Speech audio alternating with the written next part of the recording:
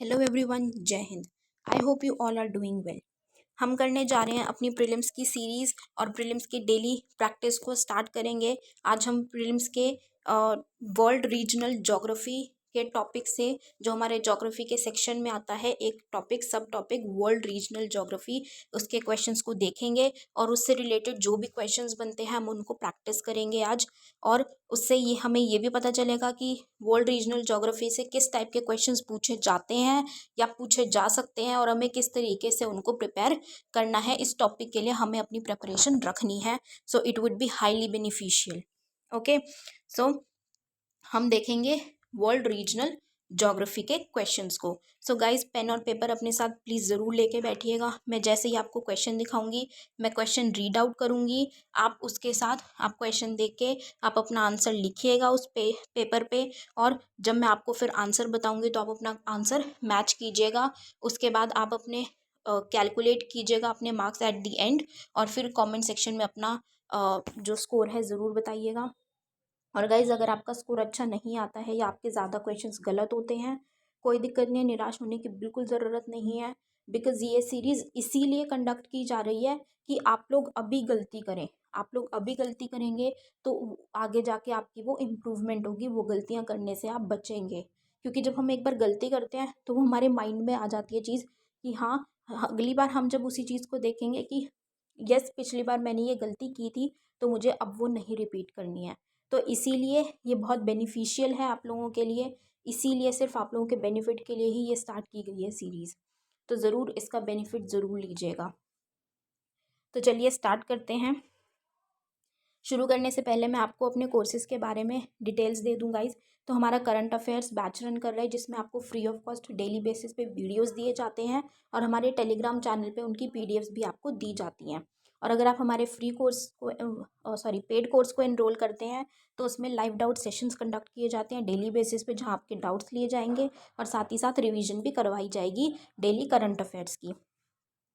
फिर हमारा जीएस का प्री प्लस मेंस बैच है, हाईली रिकमेंडेड बैच गाइस। बिल्कुल ज़ीरो से तैयारी हो रही है, बेसिक से प्रिपरेशन करानी स्टार्ट कर रहे हैं।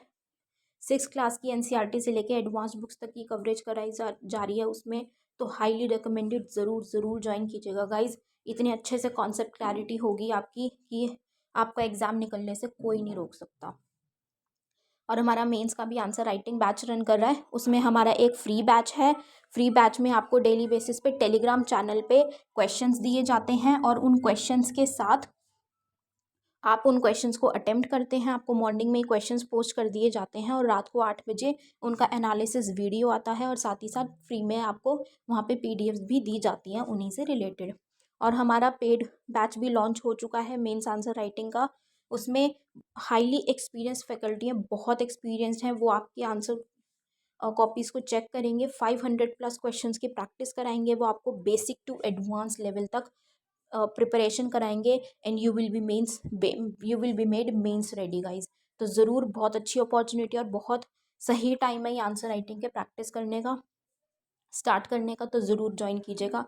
ज्वाइन करने के लिए आप नीचे दिए गए नंबर 9713282838 पे वाया व्हाट्सएप और टेलीग्राम आप हमारे कोर्सेज़ की डिटेल्स ले सकते हैं और ज्वाइन कर सकते हैं। तो चलिए गाइज, स्टार्ट करते हैं अपनी प्रीलिम्स की डेली प्रैक्टिस सीरीज़ को।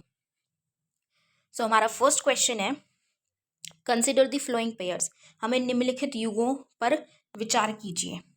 तो हमें क्या दिया हुआ है, सी बॉर्डरिंग, समुद्र की सीमा दे रखी है हमें, मतलब समुद्र की सीमा बतानी है हमें कि इन समुद्र से कौन सी कंट्री बॉर्डर बनाती है, किस कंट्री की सीमा इन सी से लगी हुई है, इन समुद्र से लगी हुई है। हमें ये बताना है कि कौन सा सही तरीके से मैच किया गया है, कौन सा युग्म, कौन सा मैच सही है यहाँ पे pair. First is Adriatic Sea, Albania, कि क्या एड्रियाटिक सी से अल्बेनिया बॉर्डर बनाती है। 2 ब्लैक सी, crochet. 3 Caspian Sea, Kazakhstan. 4 Mediterranean Sea, Morocco. और 5 रेड सी, सीरिया, कि इनमें से कौन सा पेयर सही है और कौन सा पेयर गलत है, हमें ये आइडेंटिफाई करना है। और फिर हमसे यहाँ पे पूछा गया है करेक्टली मैच्ड, कि सही पेयर कौन सा है, यहाँ पे हमें वो बताना है। सो ऑप्शन ए है 1, 2 and 4 only, B 1, 3 and 4 only, C 2 and 5 only, D 1, 2, 3, 4 and 5। So correct option जो है यहाँ पे वो है 1, 3 and 4 only. Adriatic Sea Albania, Caspian Sea Kazakhstan और मेडिटेरेनियन सी मोरक्को, ये 3 ऑप्शंस जो हैं वो हमारे सही हैं। ये 3 पेयर सही तरीके से मैच्ड हैं, तो हमारा आंसर है B 1, 3 and 4 only. So guys, ये मैप की प्रैक्टिस है। ये आपका आज का टास्क है। आप इन सी से कौन कौन सी कंट्रीज बॉर्डर लगाती हैं, किन कंट्रीज की सीमा इन समुद्र से लगी हुई है, आप एक पेज पे लिख के रखिएगा और उसको अपने स्टडी टेबल पे रखिएगा, ताकि आप इसको रोज़ देखेंगे तो आपको याद हो जाएंगे। क्योंकि यूपीएससी बहुत सारे क्वेश्चंस इन्हीं से उठाती है। पास्ट ईयर्स में भी यूपीएससी ने बहुत सारे क्वेश्चंस इनसे रिलेटेड पूछे हुए हैं और फ्यूचर में भी पूछेगी। तो ये क्वेश्चंस ऐसे हैं जो हम बिल्कुल श्योर तरीके से अपने मार्क्स इसमें कैप्चर कर सकते हैं, तो यहाँ हमें मार्क्स नहीं गंवाने हैं, तो इनको ज़रूर अपने पास नोट करके रखिएगा। Moving on to our next question. Consider the following pairs. निम्नलिखित युग्मों पर विचार कीजिए। हमें कुछ रीजन दिए गए हैं, कुछ क्षेत्र दिए गए हैं जिनकी बात कई बार हमें न्यूज़ में देखने को मिलती है, और हमें कंट्री दी गई है, देश दिया गया है कि हमें ये बताना है कि क्या ये क्षेत्र इस देश में, इस कंट्री में आता है। ठीक है, तो हमें यहाँ पे भी करेक्टली मैच्ड बताना है कि सही तरीके से कौन सा युग्म रखा गया है, सुमेलित किया गया है। 1 is Catalonia Spain, 2 Crimea Hungary, 3 Mindanao Philippines और 4 ओरोमिया नाइजीरिया। तो करेक्ट कौन सा है इसमें से पेयर, हमें ये बताना है। Option 1, 2 and 3 only, B 3 and 4 only, C 1 and 3 only, D 2 and 4 only. कि कौन सा ऑप्शन यहाँ पे करेक्ट है, हमें ये बताना है। तो इसका आंसर है सी 1 एंड 3 ओनली। तो कैटेलोनिया करेक्टली मैच्ड है। कैटेलोनिया स्पेन में आता है और मिंडानाओ फिलीपींस में आता है। बाकी के जो 2 ऑप्शन है 2 एंड 4 वो गलत है। क्यों? क्योंकि क्रीमिया हंगरी में नहीं बल्कि क्रीमिया रशिया में आता है। अगर आप लोगों को ध्यान हो तो क्रीमिया 2014 में यूक्रेन से रशिया ने एनेक्स कर लिया था, छीन लिया था, जिसकी वजह से रशिया को G8 कंट्रीज़ के ग्रुप से निकाल दिया था और वो वापस से G7 बन गया था। ठीक है, तो ये बहुत बार न्यूज़ में आ चुका है। तो इससे अगर हमें पता है कि 2 गलत है तो हम ए ऑप्शन और डी ऑप्शन तो इजीली एलिमिनेट कर सकते हैं, राइट। और ओरोमियो नाइजीरिया में नहीं बल्कि ओरोमियो इथियोपिया में है। सो इसीलिए 2 एंड 4 ऑप्शंस गलत है, तो हमारा आंसर हो गया सी 1 and 3 only. Now next question is which of the flowing has और हैव shrunk immensely और dried up in the recent past due to human activities। कि मानवता जो गतिविधियां हैं उसकी वजह से कौन सी, यहाँ पे हमें सी और लेक दिए हुए हैं कि कौन सी मानव गतिविधियों की वजह से सूख गया है, हमें वो बताना है, या सिकुड़ गया है। तो हमें करेक्ट ऑप्शन बताना है इसमें कि किसकी वजह से कौन सा मानव गतिविधियों की वजह से इनमें से सूख गया है। 1 अरल सी, 2 ब्लैक सी, 3 लेक बेकाल। कि इन तीनों में से मानव गतिविधियों की वजह से क्या सूखा है। So option A 1 only, B 2 and 3 only, C 2 only, D 1 and 3 only. इसमें से कौन सा ऑप्शन करेक्ट है हमें ये बताना है। तो इसमें ऑप्शन ए 1 ओनली करेक्ट है कि जो अरल सी है वो ही इन तीनों में से ऐसी है जो मानव गतिविधियों की वजह से, ह्यूमन एक्टिविटीज़ की वजह से सूख गई है। Okay, so moving on to our next question. Consider the following pairs. Towns, हमें टाउन्स की बात की गई है, यहाँ पे शहरों के बारे में बताया गया है कि जो शहर हमें कई बार न्यूज़ में देखने को मिलते हैं, और कंट्री के बारे में बताया गया है, देश, कि ये जो शहर हैं जो हम देखते हैं ये कौन सी कंट्री में, कौन से देश में आते हैं। तो 1 इज़ एलेप्पो सीरिया में हमें देखने को मिलता है, 2 किरकुक यमन में है, 3 मोसुल पैलेस्टीन में है और 4 मज़र ई शरीफ अफ़गानिस्तान में है। तो हमें इसमें से बताना है कि कौन सा पेयर सही तरीके से मैच किया गया है। तो ऑप्शन ए है 1 and 2 only, option B 1 and 4 only, option C 2 and 3 only और ऑप्शन डी 3 एंड 4 ओनली। कि इनमें से कौन सा पेयर करेक्ट तरीके से मैच किया गया है, राइट। तो हमें यहाँ पे करेक्टली मैच बताना है टाउन और कंट्रीज़ का। सो ऑप्शन यहाँ पे जो करेक्ट है वो है ऑप्शन बी 1 और 4 ओनली, कि जो एलेप्पो है वो सीरिया में है और जो मज़र ई शरीफ है वो अफ़गानिस्तान में है। तो ऑप्शन 1 और 4 बिल्कुल करेक्टली मैच्ड है। यहाँ पे 2 और 3 ऑप्शन गलत है, क्योंकि किरकुक यमन में सॉरी किरकुक जैसे यमन में नहीं, किरकुक इराक में है, और मोसुल पैलेस्टीन में नहीं, बल्कि मोसुल भी कहाँ पे है, इराक में है। इराक का ही एक टाउन है किरकुक भी और मोसुल भी। तो यहाँ पे 2 और 3 ऑप्शन गलत है, तो हमारा आंसर है बी 1 और 4 only. Moving on to our next question. Very recently, अभी हाल फिलहाल की हम बात करें तो अभी हाल फिलहाल में ही कौन सी कंट्रीज ऐसी हैं जिसमें कॉन्फ्लिक्ट्स की वजह से, वॉर की वजह से मतलब लोगों की डेथ हुई है भूख के मारे, कि बहुत ज़्यादा फेमाइन आ गया है, अकाल पड़ गया है, या फिर एक्यूट माल न्यूट्रिशन होने की वजह से जो है लोगों की मृत्यु हुई है, डेथ हुई है। तो ऑप्शन है Angola and Zambia, option B Morocco and Tunisia, option C Venezuela and Colombia, और option D Yemen and South Sudan.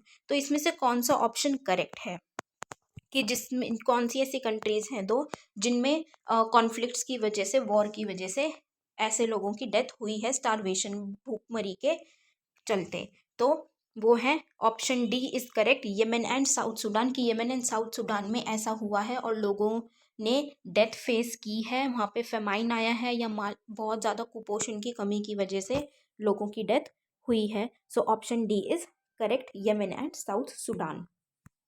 Now moving on to our next question. The term two state solution is sometimes mentioned in news, कि to state solution कई बार हमें समाचार में, news में देखने को मिलता है, तो वो किसके रेफरेंस में बात की जाती है, कौन सी कंट्री के बारे में? A China, B Israel, C Iraq और डी यमन। तो इसमें कौन सा ऑप्शन करेक्ट है? क्वेश्चन को ध्यान से पढ़ के इसका आंसर कीजिएगा गाइज। बहुत सारे स्टूडेंट्स यहाँ पे मिस्टेक कर सकते हैं, तो क्वेश्चन ध्यान से पढ़ के कीजिएगा। इसका करेक्ट आंसर है बी इजराइल।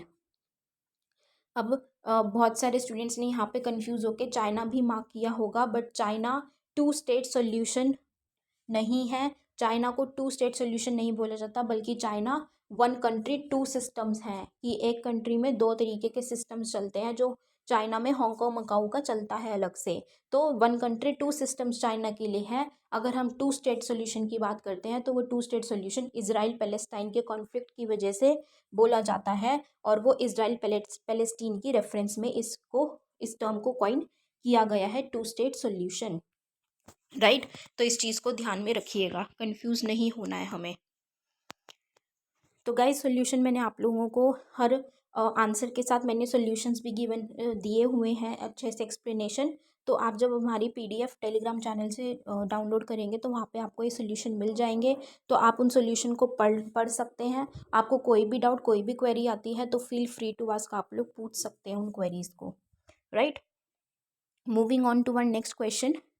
वही बॉर्डर वाला क्वेश्चन आ गया कि मेडिटेरेनियन सी इसमें से कौन सी कंट्रीज़ के साथ बॉर्डर शेयर करती है, मेडिटेरेनियन सी की सीमा लगती है इनमें से कौन से देश के साथ? 1 जॉर्डन, 2 इराक, 3 लेबनान, 4 सीरिया। इनमें से कौन सा ऑप्शन करेक्ट है, हमें ये बताना है।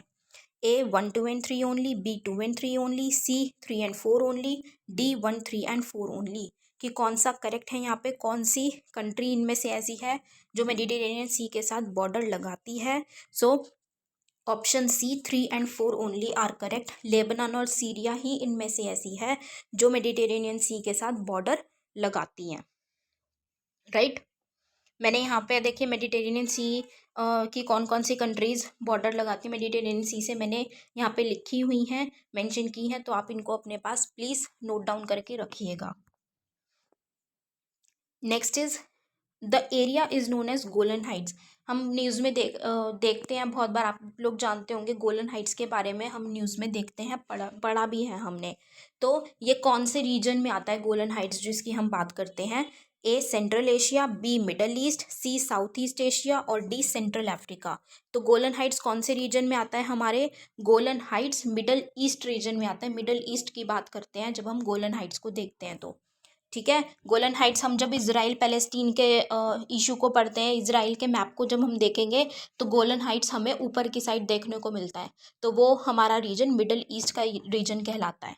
ठीक है, so here option B is correct. So guys, map की प्रैक्टिस बहुत ज़्यादा ज़रूरी है। डेली बेसिस पे 10 to 15 मिनट ज़रूर निकाला कीजिए मैप देखने में। मैप की प्रैक्टिस से बहुत सारे क्वेश्चंस हम ऐसे हैं कि हम सॉल्व कर पाएंगे, क्योंकि यूपीएससी मैप से रिलेटेड काफ़ी क्वेश्चंस पूछती है। और आप देख रहे हैं वर्ल्ड रीजनल ज्योग्राफी में ज़्यादातर मैप रिलेटेड क्वेश्चंस ही पूछे जाते हैं। ओके, तो मैप की प्रैक्टिस हमें ज़रूर करनी है। डेली 10 to 15 मिनट्स हमें देने हैं मैप को। Now moving on to the next question. Which one of the following countries of Southwest Asia, south west Asia जो दक्षिण पश्चिमी एशिया है, उसमें से ऐसी कौन सी कंट्री है जो मेडिटेरेनियन सी में ओपन नहीं होती, नहीं खुलती, वहाँ पे मेडिटेरेनियन सी में नहीं खुलती है? तो one is A option Syria, B Jordan, C Lebanon, D Israel. तो ऐसी कौन सी है जो मेडिटेरेनियन सी में नहीं खुलती है, या जो मेडिटेरेनियन सी से बेसिकली बॉर्डर नहीं बनाती? तो here correct option is B Jordan. ध्यान रखना है यहाँ पे कि डज ओपन पूछा हुआ है या डज नॉट ओपन, या करेक्ट पूछा हुआ है इनकरेक्ट पूछा हुआ है, कि यहीं पे यूपीएससी खेल जाती है कई बार। तो यहाँ पे पूछा हुआ है हमसे डज नॉट ओपन, जो ओपन नहीं होती है, नहीं पूछा गया है, इसीलिए option B Jordan is the correct answer. Okay, now moving on to the next question. The substitution of steel for wooden ploughs in agricultural production, कि जो कृषि उत्पादन करते हैं उसमें पहले क्या होता था? एंशियंट टाइम्स पे हमने देखा है जो हल होते थे वो लकड़ी के बने हुए होते थे, वुडन प्लोज यूज़ किया करते थे। लेकिन जैसे जैसे टाइम आगे बढ़ा तो वो वुडन प्लोज को, लकड़ी के हल को रिप्लेस करके स्टील के बनाने शुरू कर दिए, और स्टील के जो हल हैं, प्लोज हैं, वो यूज़ करने शुरू कर दिए। तो ये कौन सी टेक्नोलॉजिकल प्रोग्रेस का एग्जाम्पल है? ठीक है, तकनीकी प्रगति का प्रगति जो हम बोलते हैं, तो ये कौन सी तकनीकी प्रगति का उदाहरण है?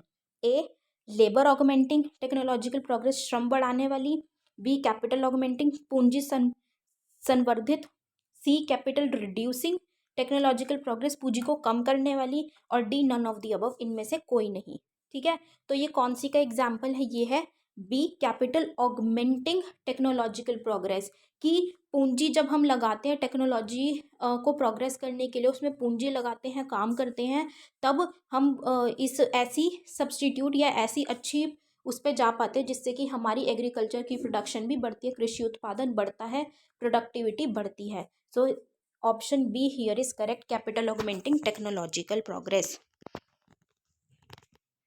एक्सप्लेनेशन गाइज मैंने दी हुई है साथ में, आप पीडीएफ से डाउनलोड करके पढ़ सकते हैं। Moving on to our next question. Turkey is located between, Turkey जो हमारी कंट्री है, टर्की कहाँ पे स्थित है? टर्की की पोजीशन बतानी है हमें, कि वो कौन सी, यहाँ पे सी या गल्फ दिए हैं, कि किन के बीच में स्थित है? A Black Sea and Caspian Sea, Black Sea और कैस्पियन सी के बीच में पड़ती है, ब्लैक सी और मेडिटेरेनियन के बीच में है, गल्फ ऑफ स्यूज और मेडिटेरेनियन सी के बीच में है, या फिर गल्फ ऑफ अकाबा और डेड सी के बीच में है? सो टर्की हमें कहाँ देखने को मिलती है? ब्लैक सी और मेडिटेरेनियन सी के बीच में। दैट मीन्स ऑप्शन बी हमारा करेक्ट है यहाँ पे, between Black Sea and Mediterranean Sea. Moving on to our next question. What is the correct sequence of occurrence of the following cities? हमें South East Asia की कुछ cities दी हुई हैं और हमें उनको अरेंज करना है। कैसे? साउथ टू नॉर्थ, दक्षिण से उत्तर की ओर हमें उसको बढ़ाना है, साउथ टू नॉर्थ हमें उसको अरेंज करना है। ठीक है, तो यहाँ पे नॉर्थ टू साउथ नहीं है, ये ध्यान देने वाली बात है, ये है साउथ टू नॉर्थ। हमें साउथ ईस्ट एशिया की सिटीज़ को बताना है। One is Bangkok, two Hanoi, C Jakarta और फोर सिंगापुर। तो कौन सा करेक्ट कोड होगा, किस तरीके से अरेंज होने चाहिए ये from south to north? Option A is 4213, B 3241, C 3412 और डी 4321। कि इसमें से कौन सा ऑप्शन ऐसा है जिसमें साउथ टू नॉर्थ सही तरीके से अरेंज किए गए हैं? तो करेक्ट सीक्वेंस जो हमारी बनती है वो है Jakarta, Singapore, Bangkok and then Hanoi, मतलब साउथ टू नॉर्थ जब हम करेंगे तो। So 3412 option C is correct, right. तो यहाँ पे कई बार क्या करते हैं, हम ध्यान देने की बजाय जल्दी जल्दी में हम नॉर्थ टू साउथ अरेंज कर देते हैं, लेकिन हमें यहाँ पे साउथ टू नॉर्थ पूछा हुआ है. So the correct option here is C. Moving on to our next question. Which of the following pairs is correctly matched. इनमें से कौन सा पेयर करेक्ट तरीके से मैच किया गया है. जोग्राफिकल फीचर, रीजन की बात की हुई है, जोग्राफिकल की. सो हमारा नेक्स्ट क्वेश्चन है which of the following pairs is correctly matched. निम्नलिखित में से कौन सा युग्म सही सुमेलित है. हमें यहाँ पे कुछ भौगोलिक विशेषताएं दी गई हैं, भौगोलिक विशेषताओं के बारे में बताया गया है, मतलब जोग्राफिकल फीचर दिया गया है हमें, जैसे प्लेट्यू पठार या माउंटेन्स पर्वत के बारे में बताया गया, और हमें ये बताना है कि वो कौन से क्षेत्र में आता है, मतलब हमें क्षेत्र भी दिए गए हैं. तो ये बताना है हमें कि क्या ये सही तरीके से इनका सुमेलन किया गया है, मैच किया गया है या नहीं पेयर. तो यहाँ पे हमें करेक्ट पेयर बताना है कौन सा है. ए एबिसिनियन प्लेट्यू अरेबिया में है. बी एटलस माउंटेन्स हमारा नॉर्थ वेस्टर्न अफ्रीका में है. सी गुयाना हाईलैंड्स हमारा north western sorry C Guyana Highlands हमारा साउथ वेस्टर्न अफ्रीका में है. और डी ओकावांगो बेसिन हमारा पेटागोनिया में है. हमें इसमें से बताना है कि कौन सा हमारा पेयर करेक्टली मैच्ड है, जो कि जोग्राफिकल फीचर उसी रीजन में पड़ता है. तो यहाँ पे हमारा करेक्टली मैच्ड है बी एटलस माउंटेन्स, जो कि नॉर्थ वेस्टर्न अफ्रीका में है. बाकी 3 पेयर्स हमारे गलत हैं. कैसे. एबिसिनियन प्लेट्यू हमें बोला गया है यहाँ पे अरेबिया में है, बट वो अरेबिया में नहीं, वो इथियोपिया में है. राइट. सी गुयाना आइलैंड्स हमारा साउथ वेस्टर्न अफ्रीका में नहीं है, वो हमारा नॉर्थ वेस्टर्न साउथ अमेरिका में है. एंड ओकावांगो बेसिन हमारा पेटागोनिया में नहीं, बल्कि साउथ वेस्टर्न अफ्रीका में है. सो यहाँ पे करेक्ट ऑप्शन जो है वो है ऑप्शन बी एटलस माउंटेन्स, जो कि हमें नॉर्थ वेस्टर्न अफ्रीका में देखने को मिलता है. Right. Moving on to our next question. With reference to the usefulness of the by products of sugar industry, की अगर हम चीनी उद्योग के उप उत्पादों की उपयोगिता के संदर्भ में बात करें, तो इसमें से कौन सी स्टेटमेंट जो है वो करेक्ट है. 1. Bagasse can be used as biomass fuel for the generation of electricity energy. 2. Molasses can be used as one of the feedstocks for the production of synthetic chemical fertilizers. और 3. Molasses can be used for the production of ethanol. इनमें से कौन सा statement correct है. तो हमें options दिए गए हैं, हमें बताना है. Option A 1 only, option B 2 and 3 only, option C 1 and 3 only, और ऑप्शन डी 1 2 एंड 3. तो इनमें से कौन सा ऑप्शन हमारा करेक्ट है, मतलब कौन कौन सी स्टेटमेंट सही है. तो यहाँ पे हमारा option C 1 and 3 only is correct, मतलब हमारा स्टेटमेंट 2 गलत है और स्टेटमेंट 1 एंड 3 हमारा करेक्ट है. So are correct option here is 1 and 3 only. Now moving on to the next question. हमारा नेक्स्ट क्वेश्चन है which of the following is the chief characteristic of mixed farming. हमें मिश्रित खेती के बारे में बताना है कि कौन सी उसकी प्रमुख विशेषता है. हमें बोला गया है ऑप्शन ए में cultivation of both cash crops और फूड क्रॉप्स की, जहाँ पे अगर एक ही जगह पे हम कैश क्रॉप फूड क्रॉप उगाते हैं इकट्ठे, उसको मिक्स्ड फार्मिंग कहते हैं. बी जहाँ पे हम 2 या 2 से ज़्यादा क्रॉप्स लगाते हैं सेम फील्ड पे, उसको मिक्स्ड फार्मिंग कहते हैं. सी जहाँ पे हम एनिमल्स को रियर करते हैं, पशुपालन करते हैं, जानवरों का पालन करते हैं और क्रॉप्स भी उगाते हैं, उसको कहते हैं. या फिर D none of the above. तो मिक्स्ड फार्मिंग हमारी वो होती है जहाँ पे हम एनिमल्स और क्रॉप्स, मतलब एनिमल रेयरिंग और फार्मिंग दोनों करते हैं, उसको हम क्या कहते हैं, mixed farming. So option C rearing of animals and cultivation of crops together is the correct answer. Option C हमारा यहाँ पे सही है. Moving on to our next question. Between India and East Asia, अगर हम भारत और पूर्वी एशियाई के बीच की बात करें, तो वहाँ पे जो नेविगेशन का टाइम है या जो डिस्टेंस है, दूरी है, वो कम हुई है बहुत ज़्यादा. तो उसका क्या रीज़न है, वो क्यों कम हुई है. Deepening the Malacca Straits between Malaysia and Indonesia, की जो मलक्का जलडब्रू मंडल है उसको गहरा कर दिया है मलेशिया इंडोनेशिया के बीच में. 2. ओपनिंग अ न्यू कैनाल, एक नया कैनाल बना दिया है, कहाँ पे, कारा इस्तुमस के पास. ठीक है, कारा इस्तुमस के बीच में एक नया कैनाल बना दिया है between gulf of Siam and Andaman sea. तो ऑप्शन इज हमें करेक्ट पूछा गया है यहाँ पे 1 only, 2 only, both 1 and 2, D neither 1 nor 2. तो कौन सा ऑप्शन यहाँ पे हमारा करेक्ट है. तो यहाँ पे जो हमारा ऑप्शन करेक्ट है वो है ऑप्शन बी टू ओनली, सिर्फ स्टेटमेंट टू ही सही है कि एक नया कैनाल बना दिया गया है जिसकी वजह से नेविगेशन टाइम और जो डिस्टेंस है, दूरी है और जो समय है वो कम लगता है अब। तो हमारा करेक्ट आंसर यहाँ पे क्या है, सही क्या है, option B, two only. Guys मैंने यहाँ पे सॉल्यूशन दिए गए हैं तो आप पीडीएफ से देख सकते हैं सॉल्यूशंस को। So moving on to our next question now. Southeast Asia has captivated the attention of the global community. मतलब जो साउथ ईस्ट एशिया की जब हम बात करते हैं, दक्षिण पूर्व एशिया की बात करते हैं, तो वहाँ पे उन्हें पूरी जैसे विश्व स्तर पे बात करें तो वहाँ पे उन्होंने अटेंशन गेन की है। किस वजह से? कि एक बहुत सिग्निफिकेंट, बहुत महत्वपूर्ण रीजन के तौर पे। तो ऐसा उसके लिए सबसे ज़्यादा अच्छी एक्सप्लेनेशन हमें क्या मिल रही है कि क्यों अटेंशन दी गई है, क्यों ज़्यादा अटेंशन गेन कर रहा है। ठीक है, आकर्षित क्यों किया है इतने ध्यान को पूरे ऑल ओवर द वर्ल्ड की बात करें तो। Option A, it was the hot theatre during the second world war. ठीक है, it's location between the Asian parts of China and India, उसकी लोकेशन की वजह से चाइना और इंडिया के बीच में है। ठीक है, it was the arena of super power confrontation during the cold war period.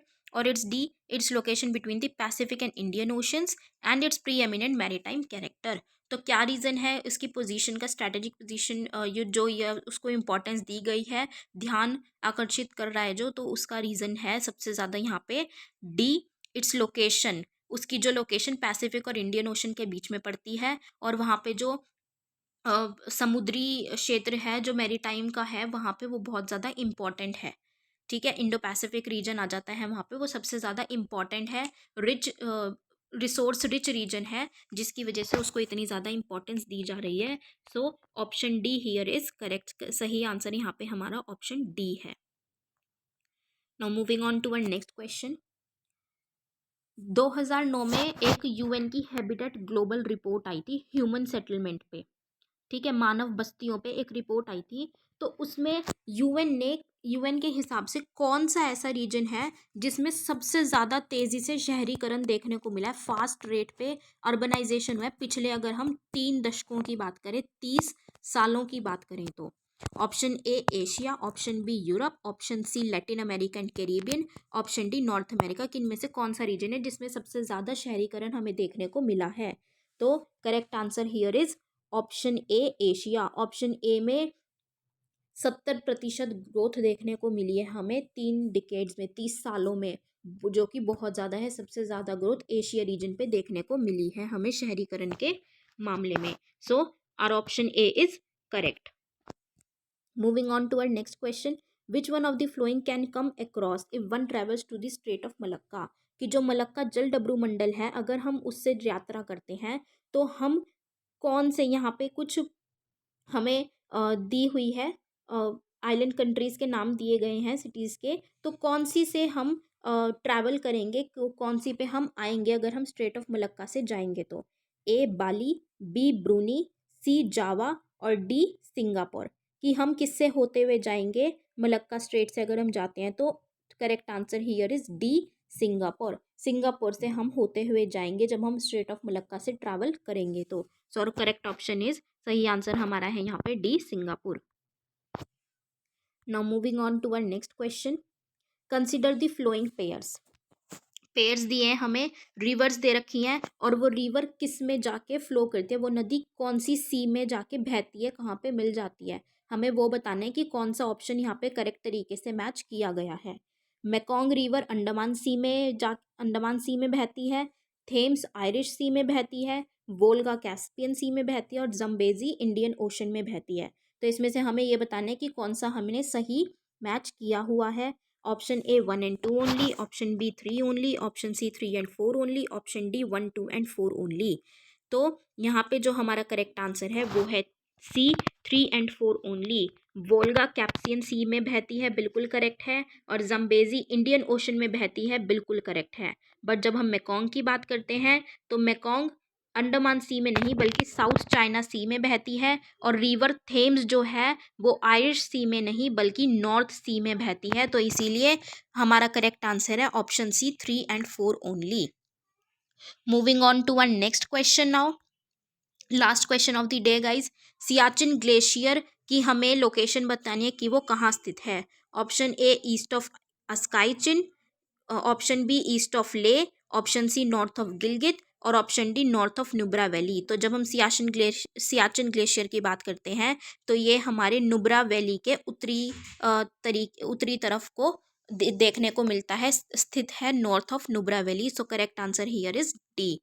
So guys this was our last question. I hope आप लोगों ने अपने सभी क्वेश्चंस के आंसर्स लिखे होंगे अपने साथ पेज पे और साथ ही साथ मैच भी किया होगा।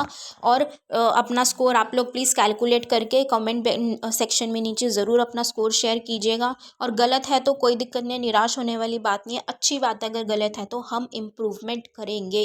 इम्प्रूवमेंट के लिए ही आप लोगों के लिए हम ये सीरीज़ चला रहे हैं। तो डेडिकेटेडली डेली हम आपके साथ बने रहेंगे, इसको फॉलो करेंगे, लेकर आएंगे। आपको भी हमारे साथ बने रहना है, डेली बेसिस पे रिवीजन करनी है।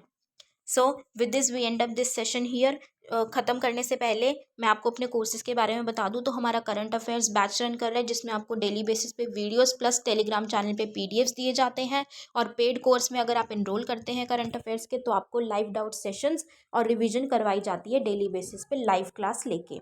और अगर आप जीएस बैच को ज्वाइन करना चाहते हैं तो जीएस बैच में हमारा प्री प्लस मेंस बैच है, जीरो से तैयारी हो रही है, highly recommended batch guys. Concept clarity बहुत अच्छे से हो जाएगी, ज़रूर ज्वाइन कीजिएगा। और मेंस आंसर राइटिंग बैच हमारा फ्री भी चल रहा है, जिसमें आपको टेलीग्राम चैनल पे क्वेश्चंस दिए जाते हैं और रात को 8 बजे आपको एनालिसिस वीडियो प्लस पीडीएफ्स भी दिए जाते हैं टेलीग्राम चैनल पे ही फ्री ऑफ कॉस्ट। और पेड बैच भी हमारा लॉन्च हो चुका है, जिसमें 500+ क्वेश्चंस की प्रैक्टिस कराई जाएगी आपको, बिल्कुल बेसिक टू एडवांस लेवल तक आपको लेके जाया जाएगा और आपको मेंस रेडी कर दिया जाएगा। सो ज़रूर ज़रूर ज्वाइन कीजिएगा गाइज, हाई टाइम है ये, अभी के अभी हमें आंसर राइटिंग प्रैक्टिस स्टार्ट करनी ही है। तो ज्वाइन करने के लिए आप नीचे दिए गए नंबर 9713282838 पे वाया व्हाट्सएप और टेलीग्राम आप कोर्सेज़ को ज्वाइन कर सकते हैं और डिटेल्स भी ले सकते हैं। So with this we end up this session here guys. Thank you so much, have a great day ahead, Jai Hind.